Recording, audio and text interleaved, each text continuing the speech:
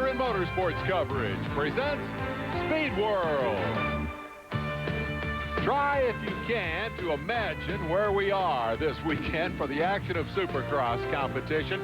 Indeed, we are high rollers here on ESPN as the AMA Supercross Series comes to Las Vegas, Nevada. Hello, everyone. Dave Despain with Larry Myers. Welcome to Supercross. The Damon Bradshaw, Jeff Stanton, Jean-Michel Bayle battle for the championship comes to Las Vegas, where everybody talks about Lady Luck. First of all, has Lady Luck had a whole lot to do with this seesaw battle so far? You know, no one mentioned luck until we got to Vegas, and I think that's wishful thinking. They're looking for it on the tables, roulette or crap, however it might be. Lady Luck has not been a factor at all. Damon Bradshaw has simply been awesome. Honda was underprepared at the beginning of the year. They caught up. They actually took the points lead away from Bradshaw, but he got it back. The doubleheader in Pontiac, that comes to mind, where he won 2 races.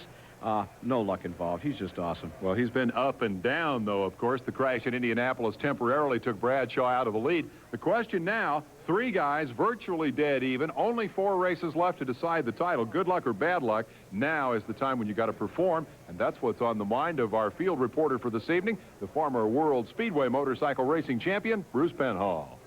Thanks, Dave. Now, here's another thought as the 1992 season is growing close to an end. We've got that classic old battle once again. Youth versus experience. Jean-Michel Bayle, Jeff Stanton both have championship wins under their belt. But Damon Bradshaw, on the other hand, does not. He wants this probably more than anything in the world, believe me. So what's going to happen? Stanton and Bayle going to double down on Damon? Or will Bradshaw withstand all that pressure and take home the jackpot? Pressure. It could be a factor right here in Vegas. Back to you, Dave and Larry. All right, thank you very much, Bruce. Larry, the battleground tonight is the Sam Boyd Silver Bowl football field where UNLV plays its home games, but it's a different kind of action here tonight. Let's take a look at the track. Perhaps the shortest layout on the Supercross schedule, confined to just the size of a football field. 3 sets of triples out there and a whoop section that Bruce Penhall says is going to be particularly tough. Dave, a lot of our fans out there watch Supercross on television, and they might think these racetracks look, well, pretty much the same. Doubles, triples, hoops, but believe me, there's not one racetrack in the world that is identical. Here in Las Vegas, the guys are having trouble in the hoop section. They're not spaced very far apart. This racetrack is very tight, and this is where we're going to see a lot of passing as well as some bumps and bruises. I'll tell you what, as difficult as it may seem to us, these guys make it look so darn easy. Back to you guys up in the booth. All right, thanks, Bruce. The hotels, the casinos, all virtually empty. Everybody in Las Vegas is out at the stadium for the Supercross. We'll be right back.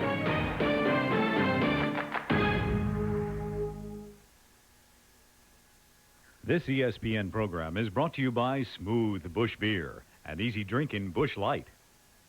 Are you hot for Supercross? Get up to the minute race results. Plus, find out what really happened. Call 1-900-HOT-4-SUPERCROSS. Discover the action behind the Supercross scene. It's your Supercross hotline to who's hot and who's not. Get complete Supercross details each week in Cycle News, America's #1 weekly motorcycle newspaper. Call today for your subscription. 1 year, 50 weekly issues, only $33. Call today and say, "Bill me."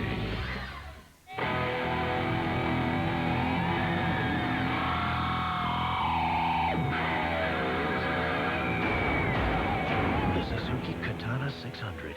It cranks even before you turn it on. What does it take to be a mountain man? Do you need a big horse? Do you need a deep tan? Do you have to have a saddle? Do you have to have the gear? Well, the simple truth is you just gotta have the beer. Bush Beer, an easy drinking Bush Light. Have you got what it takes to be a mountain man? What does it take to live a mountain man's life? If Smooth Bush Beer is a drinking Bush Light. When sports cream, when arms are sore, when legs ache, when muscles hurt. Why sports cream? Massaging sports cream in brings fast pain relief. No medicine-y smell, no odor. Why sports cream? Because it works. This is not a polar bear in a snowstorm. This is not an x-ray of your ex-fiance's skull. No, this is all the money you need to put down on a new Suzuki Katana 750. But you'll have to hurry to your Suzuki dealer to see it.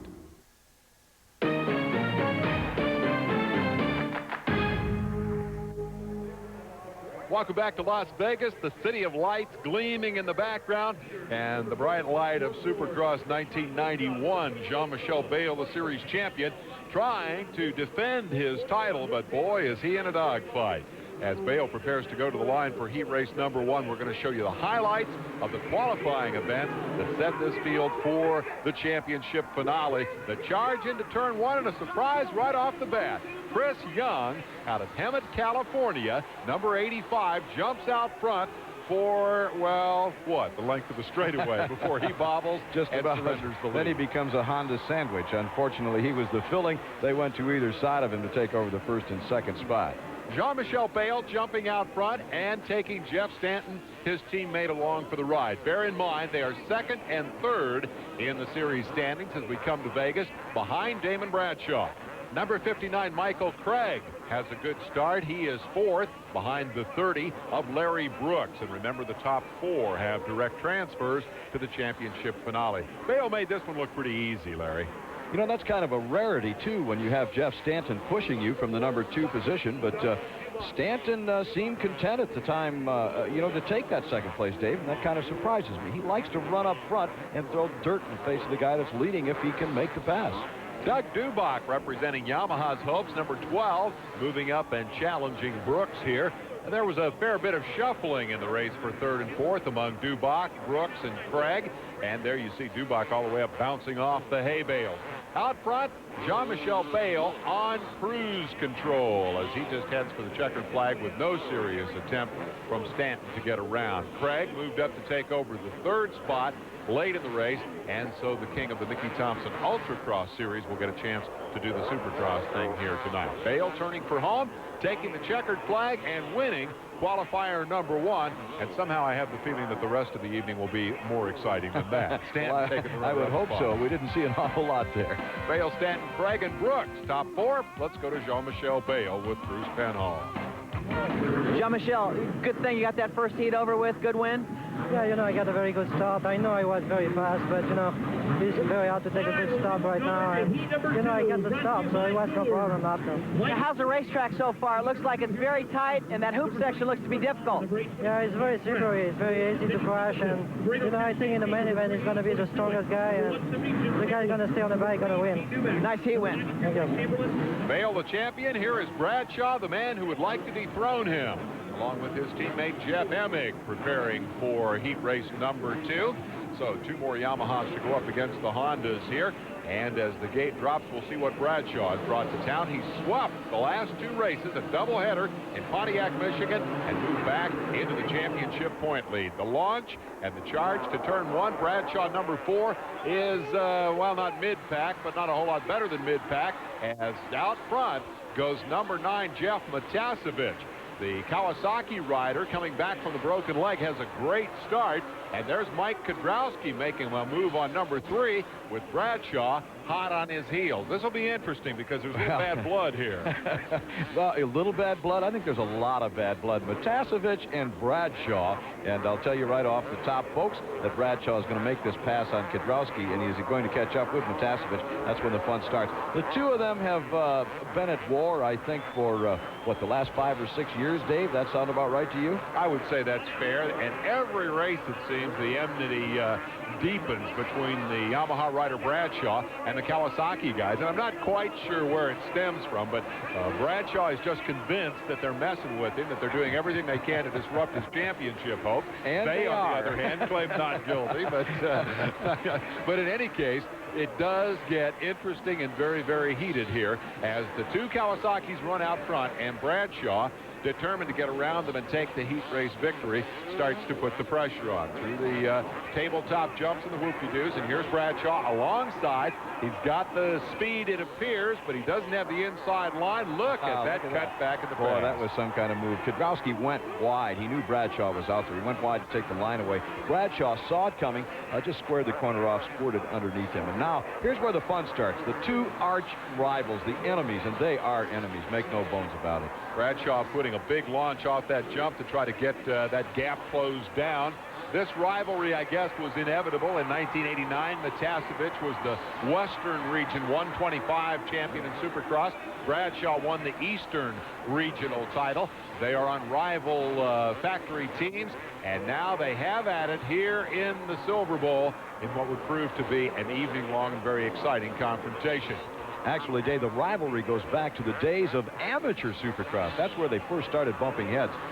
They have never stopped. Now, coming up, the confrontation that we're talking about. Watch Matasevic. See him bobble just a little bit. That slowed him down, and when Bradshaw tried to get by on the inside, there was not enough room there. Matasevic was just kind of hogging the line because he had been slowed down. Bradshaw hit him. He went down. Matasevic went on. One of those racing mistakes. That's all it was. Yeah, we'll definitely give you another look at that, too. But first, let's go ahead and finish the story here. And the story is Bradshaw trying to scramble back into a transfer position. Now, remember, he was on the ground, so he's got to climb back to fourth or better.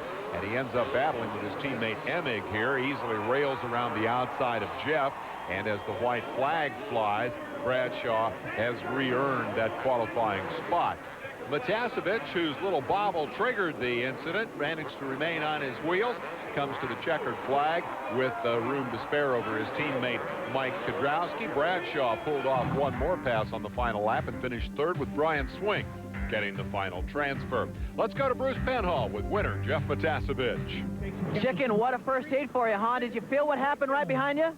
Yeah, I sort of slid out, and I think Damon was trying to go underneath me or something. He got caught up in my rear wheel and went down.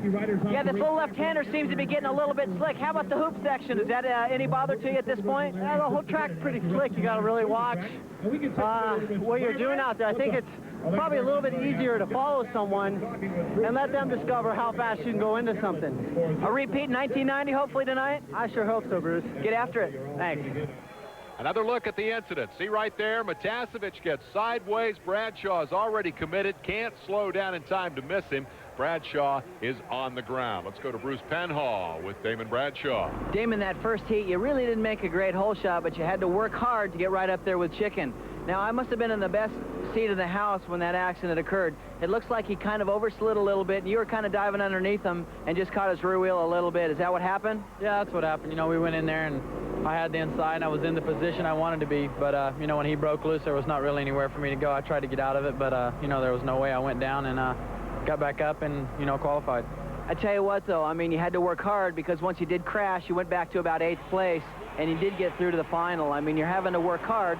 Is the racetrack changing at all? Yeah, I think it's going to be hard for the main event. It's not going to be quite as good as it was in the qualifiers, but, you know, everybody's got to ride the same track, and it's going to be who gets a good start and stays on two wheels. The motorcycle's okay, and Damon Bradshaw is okay after that crash? Yep, we're ready to go. We're 100%. Get after it. Thank you. Here is Brian Lunas, Damon's mechanic, getting the motorcycle checked over and ship shape for the main event. Appears to be no major harm after the tangle with Matasevic. We'll be right back with semifinal action.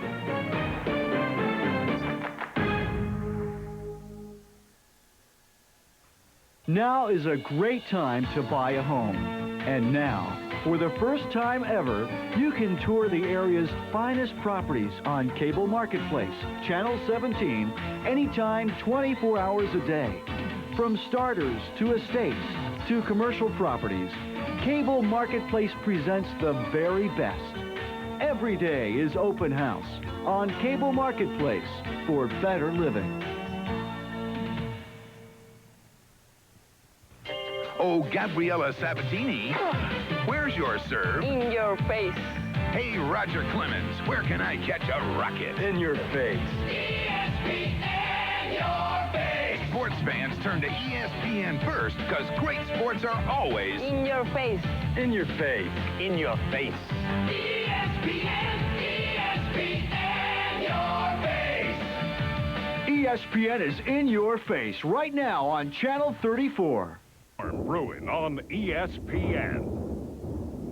Saturday Night Thunder. ESPN Speed Week rolls in to start off a night of lightning quick action. Then it's the radical and the ruthless.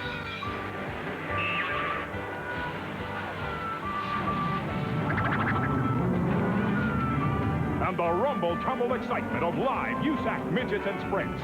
Saturday Night Thunder strikes again on ESPN.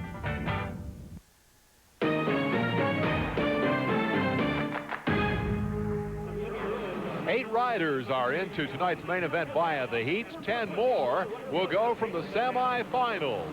And as the fields come to the gate, we'll highlight the action for you with Guy Cooper, number 5, down there on the inside and trapped on the inside. A terrible start for the veteran from Oklahoma as his teammate jumps out front. Long, tall Larry Ward grabs a whole shot. He had a horrible heat race and will now try to make amends in the semifinal. Nobody likes to ride the semi, especially when the track's bad. Well, they don't, but every time they ride the semi, if you'll notice, you talk to them later and they say, well, yeah, I don't mind riding the semi. I got one more look at the racetrack.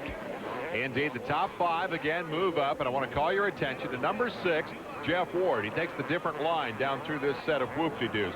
What a horrible season he's had. What a horrible night here as that motorcycle just pops right out from under him. And the former champion of this series continues to struggle in this, his final year.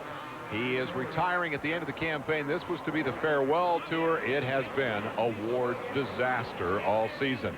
Up front, Larry Ward, no relation, making the best of a good situation. Get the start and go. You know, Jeff Ward mentioning his season, Dave, being so bad, I have to think that because it is his last season, he's slacking off a little bit. And when you start slacking off on a Supercross track, you start doing things that are unnatural. And I think that's causing a lot of his problems. Well, watching Ray Somo do what comes natural, and that is get around the guy in front of you. He picks off Chris Young, who we saw in the heat race, and now finally Guy Cooper gets things rolling. Number 5, clearly the fastest man in this trio, the most experienced. Experiencing a little bobble through the whoop-de-doo section right there as he tries to do something with Somo. After the bad start, Cooper, who interestingly enough is the same age as Jeff Ward, but not considering retirement, finally pulls off the pass on the inside. Cooper looks like a young man of about 15, in my opinion. That guy is flying. Now, there's Doug Dubach. Talk about a rough season. He's had it. He was in second place in this semifinal event. He's going to go way to the back of the pack, and along with Jeff Ward, they'll have to ride the last chance qualifier as Cooper moved into second. Ward wins it. Here you see Dubach just coming across a full lap behind. Should make for an interesting last chance race. Cooper will come home with second spot. So it's a Suzuki sweep here in the first of the 2 semifinals. Again, the key there will be that these guys have a pretty good feel for the racetrack come main event time. Somo, Young, and Keith Johnson rounding out the top 5. Those are the transfer positions. Highlights of semifinal number 2 begin with a pair of Yamaha riders out front. The factory bike of number 8, Jeff Emig, and the privateer entry of number 92, Mike Chamberlain of Garden Grove, California, and the private guys out in front of the factory guy. They always like that. They like it. I don't know about the factory guys. In fact, Jeff Emig is going to change that right now. Says, you're not supposed to be ahead of me. I worked too hard to get back, son. And he did. Jeff Emig takes over the number 1 spot. Chamberlain looks behind him, and all he sees is the number plate of Gene Newmack, the Florida rider. So it's a transcontinental battle for the runner-up spot here, and a good one indeed. Inside move there by Chamberlain, which Newmack is able to fend off and go ahead and complete the pass and move up into second spot. For these privateers, making the main event is a big deal. Now here's 4th, 5th, and 6th. Number 11, Denny Stevenson. Mike LaRocco, a main event winner earlier this year, struggling just to get into the feature tonight. They come swooping by the 92 of Chamberlain. So now it's Stevenson 3rd, Chamberlain 4th, but LaRocco, number 7, back there in 5th spot. And believe me, Team Kawasaki not going to be happy about that. Good to see Stevenson coming back from his injury. Well, it is a bad wrist, and I'm not so sure that Mike LaRocco is not suffering from that earlier ailment that Stevenson had, a bad wrist. He's just had some terrible rides this year, Dave, and it's because that he says he's not been able to hold on properly. Emig, though, getting the job done in front, and that's got to make the Yamaha camp happy. They're in the final lap, and you can see the gap back to Newmack here as he hangs on desperately to that second spot, now under pressure. Ooh, nice stylish move across the line by Emig. But at that precise moment, Mike LaRocco crashed himself out of 5th spot. He was all alone on the track. Larry, as you pointed out, he's had wrist trouble hanging on. And indeed, he hit the dirt hard. And what an unfortunate ending this is for the man who won this race last year, his first Supercross victory. Larry, he's in pain. Well, it's either pain or disgust, maybe a combination of the two. Watch what happens here. He doesn't want anything to do with anyone. I think he's just upset and mad. He just says, look, take me back to the truck. That's it. That's his dad, by the way, that he waved off there. The results show Emig, Newmack, Stevenson, Tishner, and Palmer. And let's hear from Pop LaRocco. Mr. LaRocco, I mean, unfortunately, Mike had a great year last year. He crashed out in the semifinal. Is he hurt? Yeah, he's got an injured wrist. He has a broken navicular bone. And he's been trying to ride. He broke it in Anaheim. He's just re-injuring it. This type of track is really hard on it, so he's going to just withdraw from the rest of Supercross from here out. From the rest of the year, is it re-broken the bone then, or is he just... It's been broken, and it's just not healing. It's not getting any better, so he's just going to withdraw from the Supercross. Mr. LaRocco, thank you very much. Yeah. Well, it's bad news for LaRocco, but I think that's a good strategic decision. Here is Jeff Ward, who has to try to ride the last chance qualifier after missing last weekend's doubleheader in Michigan. Last week you didn't show up to Pontiac. What was the reason that you missed the 2 nights of racing in Michigan? Well, we had a weekend off prior to going into Pontiac, and I had a little piece of skin cancer that I went to get cut off, and it was a little bit bigger than they thought, and it took a little more stitches, and then I got a staph infection in it, so we had to reopen it up and let it drain, and it was just about halfway okay ready for Pontiac, but I felt if I went there I could have, got infected again. I didn't want to do that, so I stayed home. So do they have to cut into the muscle at all, or is it just skin? Yeah, there's some like tendons and stuff that go in there, so it was kind of painful for a little bit, but basically the staph infection what caused my whole arm swelled up. I mean, it was like I got real scared, I thought something was going to be major here, but it just, a couple of days with some heavy penicillin shots and things like that, it went away pretty quick. Well, that problem may be solved, but Jeff has another. In the last chance qualifier, he needs to be second or better, and he is now third in the midst of a great battle between Mike Chamberlain and Doug Dubach. And look at Ward doing everything he can to try to get around these guys. It's got to be a little frustrating to be a former champion and not be able to make the main event. Dave, I go back and I still say Ward knows he's retiring. He's just not riding the way he used to. He's given up for the season. That's my opinion. Jeff Ward has just flat given up. It's not taking a thing away from him. The guy is a 2-time Supercross champ, 7 times won the national title. He can do whatever he wants out there. He's been an asset to the sport, but he's just not riding the motorcycle. Well, he wants to go IndyCar racing and has a deal to drive an Indy Lights machine. He's not done yet with Chamberlain here. Still a shot at that championship main event, but it's very clear that racing cars is now on Ward's mind. Dubach gets the spot. Chamberlain gets the final transfer. And Jeff Ward will not ride the main event this evening. The 250 field is set. We'll have the 125 main event when we come back with Supercross from Vegas.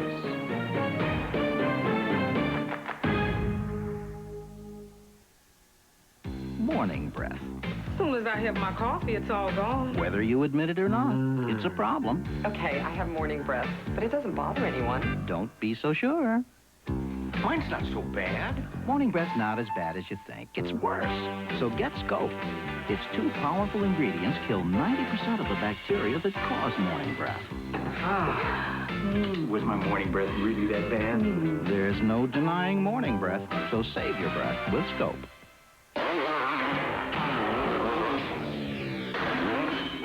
The Supercross 250 and 500 champion. The AMA 600 Supersport champion. The AMA National Cross Country champion. If you don't have a wing, you don't have a prayer. General Nutrition has the nutritional tools to help you sculpt your ultimate body. With the amazing Cybergenics in one incredible kit, supplements, manuals, and videotape. GNC, the authority in sports nutrition products.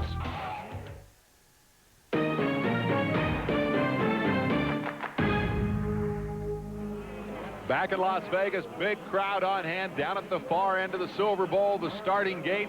And there, the cream of the crop in Western Regional 125cc Supercross, eyeing that starter and preparing for the drop of the gate. Country is divided in half. For the last few weeks, we've been watching the Eastern Regional riders try to figure out a way to beat Brian Swink.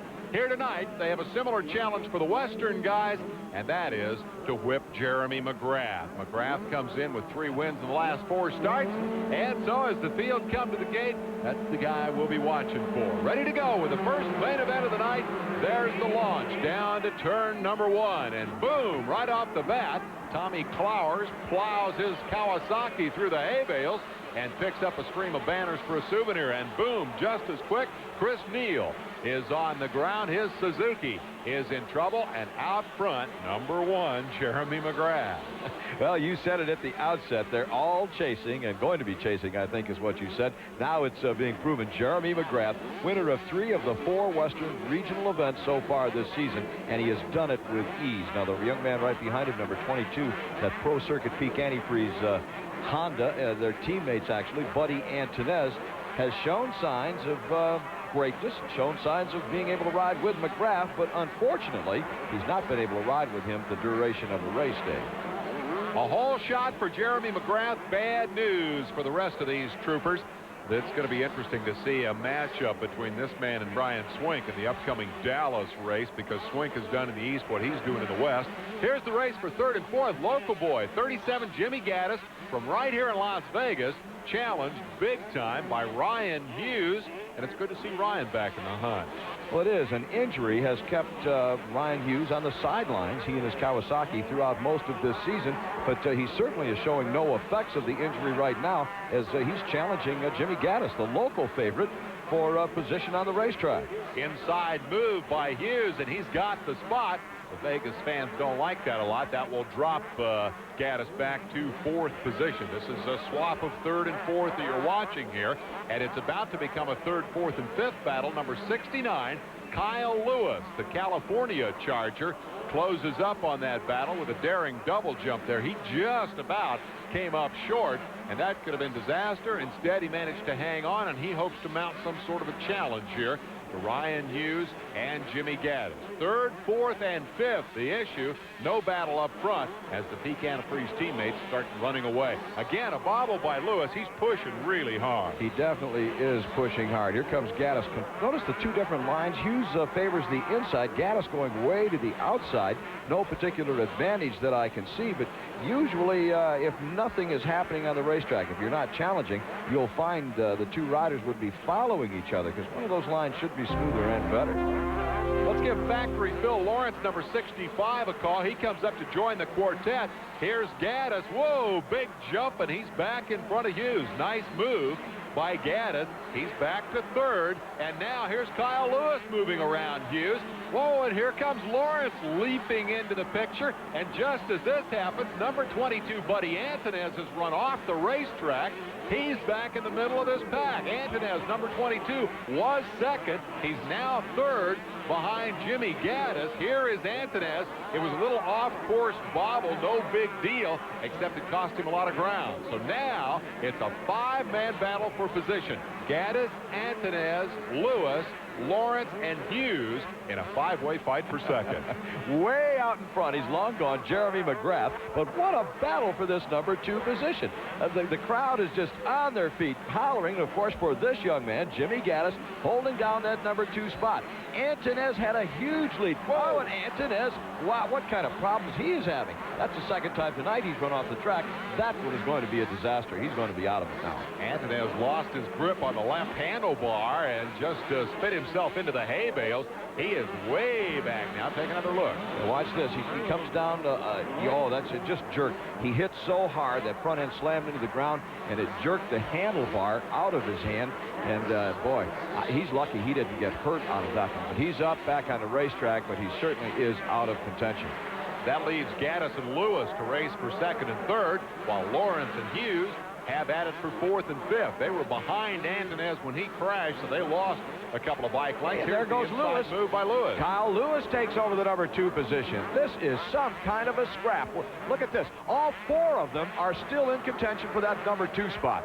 4 riders going at it, and look, there goes, Hughes is on the ground. Hughes goes down. Gaddis had made a bobble. Hughes was trying to get by him. Hughes lost the front end. He crashed himself out of the pack. Up front, who cares? Jeremy McGrath says, I don't know any of that's even going on. He's on cruise control. We can maybe excuse Ryan Hughes. First race back, and he's having problems. We'll be back with more from Vegas. No matter how hard I tried, I couldn't get her last words out of my head. As I came over the ridge, I kicked it into fifth. And suddenly, I couldn't hear a word she said.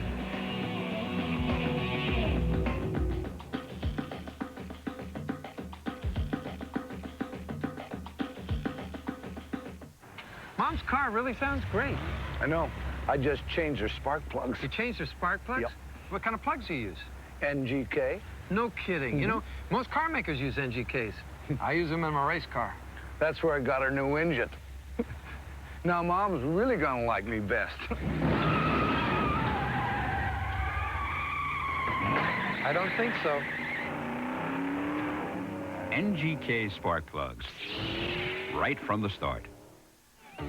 Some win, some lose, and some just crash and burn. But they'll all race all out.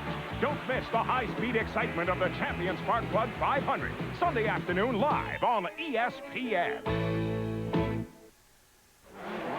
We're back in Las Vegas in what has been a sensational 125 championship main event. You're watching number 69, Kyle Lewis, Southern California Charger, trying to hang on to his advantage over Phil Lawrence, but as we say it, he makes a bobble cased on the top of that jump. I'm beginning to think, Dave, the second place is something that no one wants. We've had riders in it. We've had riders out of it. Riders that were in it hit the ground. Some of them went backwards. No one is going forward. And again, Jeremy McGrath is out front. And like you said, who cares? Not Jeremy McGrath, as he's making a runaway of this one. But the battle behind him is intense. What race action. Well, Factory Phil is right there in position to challenge for that runner-up spot. Whoa! Lewis is the next to crash. Lewis loses it through the whoops.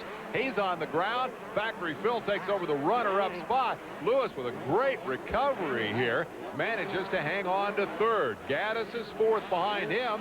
And don't count Ryan Hughes out after hitting the ground once. He's still fifth. This is hard to keep track of. It's definitely hard to keep track of. In fact, the corner workers can't keep track. They're waving the blue flag. That's the flag for the lappers. You're supposed to get out of the way. Someone's lapping you, and he doesn't even know what's going on. That's the battle on the racetrack there. No lappers involved. This is a fantastic race. Third and fourth place, the issue. Whoa, and Lewis takes Gaddis all the way to the top of the racetrack. Another 2 inches, he'd have been out of the Sam Boyd Silver Bowl. Sensational action. That will give Lewis third and drop Gaddis to fourth. Seesaw battle. Remember, Factory Phil Lawrence passed Lewis when Lewis crashed, so he's up there all alone in second. This isn't over yet. They're side by side again, Larry. As wild as Lewis has been riding, if I'm Gaddis, I think if I want to make any kind of a ball, and there he goes to the inside, and he takes over the number 3 position, or retakes, I should say. He's been there, what, 3-4 times tonight. This is just unbelievable race action. Pretty good contest to see who's made the most mistakes tonight. Has it been Gaddis or Lewis? And count Hughes in that group, I guess, because he's been on the ground once tonight. Third, fourth, and fifth is what you're watching. Hughes had moved from fifth right here in this same corner a few laps back and then crashed himself back into the traffic, but now 68 has come back to contend. It appears Gaddis is getting his rhythm down and opening it up a little bit. I think Gaddis has watched all of the antics of not only himself, but those behind him, and I think he has figured out in his mind that the safest place to be is away from everyone else on the racetrack, and that's exactly what Gaddis is trying to do, put distance between himself and the battle for the number 4 position behind him. Hughes is coming back strong. Outstanding ride for the first ride back for this young Kawasaki ace. Yeah, you would expect him to not be perhaps in the best physical condition after the long layoff, but he's certainly showing good strength here. He'll give Lewis the outside line, and he'll take the inside up through the whoop-de-doos as they continue. Oh, wait a minute. Major lane change for Ryan Hughes. No no-turn signal and across 4 lanes of traffic. Well, the rider in front of him kicked a hay bale on. You just saw a glimpse of it on the left part of your screen. And I don't know if Hughes saw that and moved over to avoid it, or if maybe he's getting tired, Dave, and the motorcycle kind of wanted to go that way, so he went with it. Boy, just going with the flow, though, Jeremy McGrath. Doesn't he make it look easy? Well, he sure does, and it's certainly in contrast to what's happening behind him. He has dominated the Western region just as Brian Swink has dominated in the East. Now, we should note Look they at will that. tangle. Yeah, he's already signaling he's number 1. They will meet in Dallas in a few weeks in a combined Eastern-Western regional race, and that's going to be one to look forward to. It'll be the best in the East, the best in the West, in a battle on 125. Oh, look at that. Style and grace. These guys make it look so. I wouldn't let go of those handlebars for anything while that thing is up in the air. Factory Phil Lawrence, great ride tonight. Second in the main event will earn you a factory ride to go with your factory name, and he got it by using his head when all about them were losing there. This is Lawrence's best ride of the year. Yeah, I got to kind of, I wonder, is it because they gave him that position, or did he out earn it? Either way, he's got it. It goes into the record books, and that goes into the record book as a win for Jeremy McGrath. 4th of the season for McGrath, best ride of the year for Factory Phil Lawrence, and you can see what an interval the winner had here, as McGrath was perhaps 10-15 seconds ahead of Lawrence at the checkered flag. Celebration about to begin for the man who clearly dominates in this league. McGrath, Lawrence, Gaddis, Hughes, and Lewis are the top 5. Rounding out the top 10, Tyson Boland, Tommy Clowers, Damon Huffman, Donald Upton, and Ray Crum. Let's hear from the winner. All right, congratulations, Jeremy McGrath. What a great final heat for you, huh? Yeah, I had a really good start, and that's what it takes out here. You know, there's a lot of lappers in the way, and just had to be smart and ride smooth. The track was really slick, and I'm just glad I got that good start, and that's what helped me win here. We've been talking about you riding the 250s for quite some time, you know, over the last, say, 3 or 4 weeks at least. I mean, has it given you some confidence in this main event tonight? Well, I think it's given me confidence, and also it's given me a little bit of strength. These guys are tough out here, and it's really hot tonight, you know, out here in Vegas, and I couldn't have done it without my mechanics, Skip Norfolk, and this Team Peak Honda Pro Circuit. All right, what about the racetrack now? Did it change much from your last heat to the final? The racetrack's just a little bit more slick. The track's been tough all day, and, you know, it's just a little bit more slick is what I can see. Congratulations, Jeremy. Thanks a lot. It is not a battle for the championship by any stretch of the imagination. McGrath with a huge lead over his teammate. We take a look at the top 5 standings, and Jeremy McGrath continues his march toward a 2nd consecutive championship. Coming up, 250 main event, Damon Bradshaw, Jeff Matasevich rematch. Where to find the Mountain Man? A mountain man can often be found on the trail of adventure, in search of remote watering holes, or weathering harsh climates. Most often, however, you'll find the mountain man wherever you find smooth bush beer or easy drinking bush light. So, head for the mountains and find yourself in the wide, open world of the mountain man.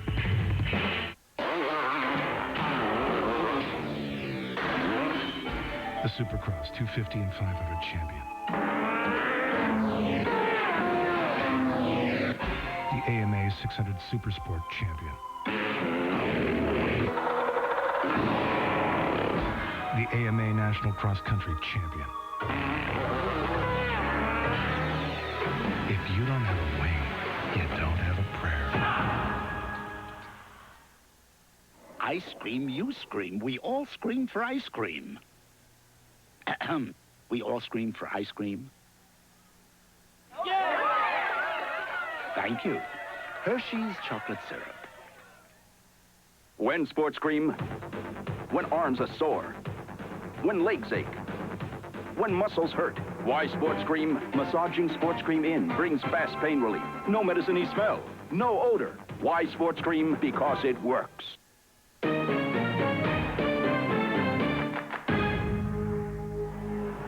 We're back in Vegas, where Damon Bradshaw, the series point leader, makes his parade lap prior to the main event. Earlier today, Bruce Penhall went downtown to check out the odds of a first-time winner here tonight. Dave, here in Las Vegas, the smart money's probably riding on one of the top 3, Bradshaw, Bale, or Stanton. But consider this. The previous 2 events held here in Las Vegas each produced a first-time Supercross champion. Back in 1990, Jeff Matasevich won his very first Supercross right here in Las Vegas. 1991, Mike LaRocco did exactly the same thing. So what are the odds of another first-time winner here in Las Vegas? And if so, who's it going to be? Let's ask the fans. I don't know. I think Bradshaw's going to win tonight. Mike Kudrowski, Guy Cooper. Not good. So who are you going to take tonight? Jeff Stanton. I don't know. I don't know. Pretty good. Guy Cooper. Yeah, Guy Cooper, of course. There's 2 factory superstars that have never won a Supercross event before. And believe me, they're long overdue. We had a chance to catch up with Guy Cooper as well as Mike Kudrowski, and we asked them about their chances as well as the odds that they're facing. Well, I'm hoping it's going to be luck for me tonight and get a good start and get that first win here. But there's 19 other riders that are also thinking that they can get their win here at Las Vegas. I think they're pretty good. We had a press day and stuff yesterday, and the track's really good. I'm riding, you know, fairly good. And I think my chances are pretty good here. We had a good race in Pontiac where I got a second behind Bradshaw and led that one for 16 laps. So I'm riding good, I'm feeling fast, and I'm feeling pretty good today. All right, Dave. The odds say one of the big 3, but tradition says either Kudrowski or Cooper, or even another dark horse. You care to take a bet? Thanks, but no thanks, Bruce. My money's staying in my pocket. I'll stick to trying to describe this action rather too than betting on it. unpredictable. It's just too unpredictable. It would be great, though, to see Cooper or another a rider that has never won take the checkered flag. More likely, it'll be one of the big 3. Bale, Stanton, and Bradshaw have been the story of the series. Bradshaw won 5 races in a row before crashing himself out of the lead. Now the Honda team have come back, and Las Vegas will be a critical race as we get set to rock and roll for 20 laps of action. The field set, in gear, here we go. Gate drops, charge to turn 1. Bale up the inside, trying to get to the front. Whole shot belongs to Larry Ward, and right alongside, Jeff Stanton, number 2, making the inside move. Stanton has the lead. Honda versus Suzuki on lap 1. Larry Ward comes right back. Stanton wants the lead early. He's having trouble, though, getting it. Ward just not ready to give it up. Stanton would like to put distance between himself and the rest of the field. He wants to do it early because, well, frankly, he'd like to run away from Bale. He'd like to run away from Bradshaw, and Bradshaw did not get a good start. So Stanton might be able to do that. Here comes Bradshaw. He's back about 5th or 6th place. Had the track all to himself, but he's got some catching up to do. Bale running 3rd, challenging Ward early. Hondas have 2 of the top 3 spots. Good news for them, bad news for Bradshaw, as about a 7th place launch puts the series leader in jeopardy of losing that lead as they work lap 1 here in the Silver Bowl. A thought just occurred to me, Dave. Rider number 9. We caught a glimpse of him, Jeff Matasevich. Oh, and there goes Ward back to the outside of Stanton. Look at this battle. Now, normally Stanton would run away and hide from Ward, but Ward is strong tonight. Stanton reclaims that number 1 spot. I mentioned Matasevich. He's one of the riders Bradshaw is going to have to pass. There he is off to the left. Remember that earlier confrontation. These 2 guys do not like each other. Bradshaw's got his work cut out for him. Matasevich is currently 4th, chasing Bale, and you got to be impressed with Ward. He came through the semifinal, but got a great start for the main event, and he's right there to mix it up with the front runners as Jean-Michel Bale sets his sights on the Suzuki of long, tall Larry Ward up front. Stanton with the good break runs out front, not able to break away. The Hondas suffered early in the season. They simply did not seem to be fully prepared mechanically or in terms of rider motivation. But boy, have they come back strong in the last half-dozen races, and they really put the pressure on Bradshaw tonight. Ward trying to salvage something out of what has been a real up-and-down season. When he's good, he's great. When he's bad, he's terrible. Well, tonight we're seeing the good, and look at there, Damon Bradshaw making a move. He's caught up now to Denny Stevenson. Back to the leader, Jeff Stanton. Ward goes to the, and there comes Bale on the inside. He makes the pass, takes over the number 2 position. Bale, the defending series champ, with a great move on Ward. Always known for the smooth pass through the rough stuff. Bale just glides effortlessly and immediately begins to open up the separation on Larry Ward, or perhaps more accurately to set his sights on Jeff Stanton. Tucked down on the inside. Ward is not going away. He's still there, plaguing the two Honda riders. He's taking the outside lines, the not so good lines, if you will, Dave, and he's staying with them. He's tough tonight. I don't know how long he'll stay there, but right now he's hanging tough. He's going to take the inside line through the whoop-de-doos, and Matasevich may get by. He does indeed. Number 9, Jeff Matasevich, takes over third spot. Bale looks back over his shoulder to see who's there and sees Team Green. We'll be right back.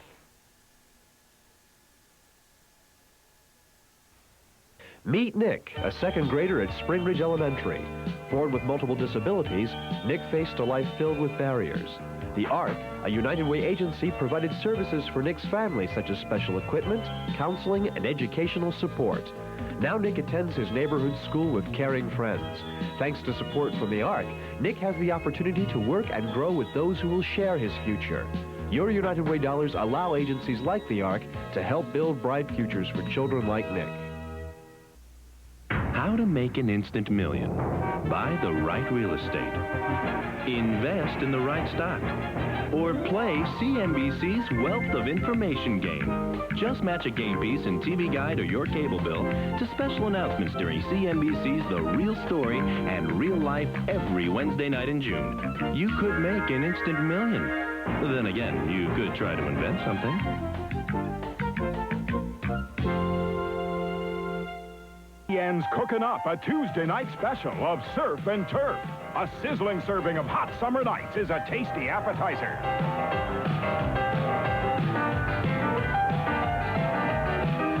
Then move on to the main course, a hefty portion of America's favorite pastime. ESPN's Tuesday night special, Surf and Turf. Just make sure you clean your plate. We're back in Las Vegas. Dave Despain with Larry Myers. The battle for the Supercross Championship. We pick up the race for 4th spot as Larry Ward is now challenged by Mike Kudrowski. We mentioned those green bikes. Now you've got 2 of them in the top 4 as Kudrowski moves up to challenge his teammate Matasevich. 2 Hondas on the point, then come the 2 Kawasaki's. Out front, Stanton and Bale pulling away a little bit. And I'm going to put you on the spot. Is Bale going to stay back there, or can he get around? I thought we agreed we'd keep our money in our pocket. There's Larry Ward. I'm not going to touch that. Larry Ward, you said he's good, he's bad. Now he's doing it in the same race. He's doing both. He was really good at the opening laps, or in the opening laps, and now he's just going backwards. Of course, the guy that's challenging him is Bradshaw, but he's been passed 3 times. He's racing with his mirrors, too. He's watching behind him and trying to cover the line. You can't do that. You can't cover your line. You've got to ride your own race. The guy's going to take advantage of it, just like Bradshaw did. He was trying to block Bradshaw's line is the only thing I can think of, and he gave Bradshaw a highway to go through. So Bradshaw moves up to the, number 5 position. Stanton is your leader. Bale is the challenger. They're trying to get away. They have Bradshaw right where they want him, which is somewhere behind them, and it matters not where. If they run 1-2, they know they can take the series leadership back away from the Yamaha. It has been a seesaw battle. Bradshaw led, then crashed. The Hondas took command. Both these guys have led the standings at one point or another in the season, and now Bale is alongside, ready to try to challenge down through the whoop-de-doos. Unbelievable rider. He is so smooth, so good through the whoops. There is no one in the world better, and now that was an uncharacteristic pass. Bale usually does not take someone to the wall like that. He definitely did that time, almost hitting his own teammate, Jeff Stanton. Kudrowski gives up a spot to Bradshaw. Damon on the move is into 4th spot. He drops Kudrowski to 5th. Bale will try to accelerate away from Stanton, and it looks to me as if perhaps that interval back to Matasevich is shrinking. Jean-Michel Bale, the reigning king of Supercross competition, came into this season very much detuned, injured, not much tune-up time during the offseason, but he has returned to top form, and Bradshaw is the question mark tonight. He hasn't had to work back from a bad start very often this season. He's doing it now and doing it well. 4th is the position owned by number 4, and I think the most intriguing thing about this is that Matasevich is the guy in front of him. Remember what happened in that qualifying heat race. I love it when the 2 riders, Matasevich and Bradshaw, are on the track fighting for a position, and the reason is you never know what is going to happen. Bale opening up the advantage, always smooth. Whether he's chasing, whether he's leading, he's always smooth. Bradshaw tends to be a little closer to the edge, a little more radical, and now Matasevich is there to challenge Stanton. Matasevich may be riding his best main event this year. Matasevich has actually caught Stanton, who is not that far behind Vail. You saw the interval there. Look how close they are. So Matasevich is riding fast. It's not that they're going backward, Dave. We'll be back with more after this. A few years back, Duraliner hit truck owners like a ton of bricks. Duraliner improves the resale value of your truck and protects it with patented features and custom-fit design. And Duraliner's exclusive tailgate protector makes your truck look better and protects it. Ask for Duraliner by name, the #1 bed liner in the world. Demand quality, demand Duraliner. For your nearest Duraliner dealer number, call 1-800-MY-LINER. So, new jobs, new apartment, new neighbor. Wait a second. What? Okay, let's say you're boiling some sugar. Things start to get a little sweet, and then she notices, She's got flakes? Not her, you. Hey, my shampoo gets rid of flakes. Come on, you need one that works to neutralize dandruff before it starts. Neutralize it? Whatever. Head and Shoulders. But you don't have dandruff. Exactly. Head and Shoulders, because you never get a second chance to make a first impression.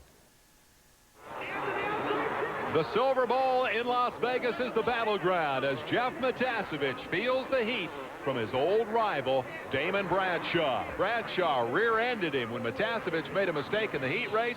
Now Matasevich is third, the last podium position, and Bradshaw is trying to catch him and pass him and hopefully preserve his championship point lead. Although really Bradshaw needs to not just deal with Matasevich, he needs to get up there and catch those Hondas. Well, he does indeed, and Matasevich, of course, has the same thing in mind. He would like to pull off some kind of a pass on Stanton, but actually they're starting to lose ground. And oh, Bradshaw cut across the front of Matasevich, and Matasevich ran into him. Now, that was some kind of a pass attempt. Here it is again. Look at this. Bradshaw, I think his intention, Dave, was to do some kind of a block maneuver, and it looks to me like he may have lost control. There's a heavy berm down low. Watch this. Bradshaw goes out of the berm, and he intended to try to turn the motorcycle, but he just went absolutely straight. That was not a takeout move. If it had been, Bradshaw never would have been in that position. He could have had his leg broken. Meanwhile, Cooper is around Ward. This now becomes the race for fourth spot. Kedrowski has inherited third after the collision between Bradshaw and Matasevich. I'll tell you what, Larry, I'll guarantee you Jeff Matasevich is going to claim that that was a takeout move. Vail is your leader with Stanton in tow. Suddenly, Bradshaw and Matasevich have hit the deck. Now, they're both back up and running again, but well back in the field. Leaders working through lap traffic. Stanton has Bradshaw's teammate Emick to deal with. Where's the third place guy? Here he comes, number 3. Kedrowski is third, and Guy Cooper, potential first-time winner, is up to fourth spot. What a dramatic turn of events. How about